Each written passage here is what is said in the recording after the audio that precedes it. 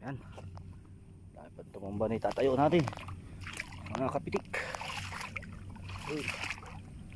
Ayan, tatayo sila. Sayang naman po pag di natin itatayo. Bababad sa tubig. Sayang ang mga pinaghirapan, mga kapitik. Ayan.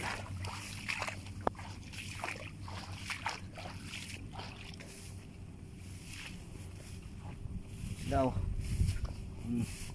Ang dami na namin mga natayo, lahat yan. Tumbay lahat yan, tumba. Ayan. Tinayo na namin lahat yan.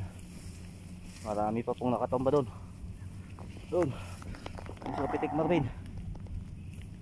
Tsaga lang mga kapitik, tsaga. Oo. Sayang.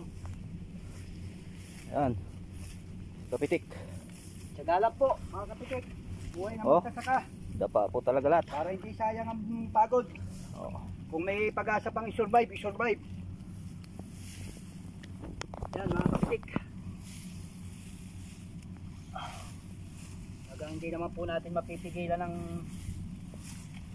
kalamidad. Kung may kaya pong gawin i-survive, i-survive lang.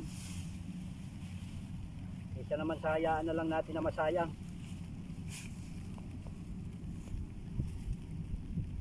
Buti po sumasangayon ng panahon, malamig. Kaya kahapon po nangyari to, yung malakas ang ulan, saka magkaroon ng konting ipo-ipo.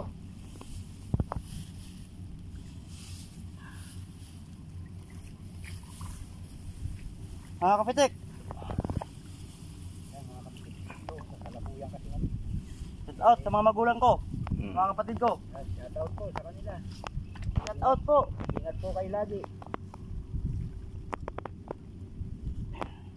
Itong buhay namin ni Kapitik. Kapitik Dumlaw.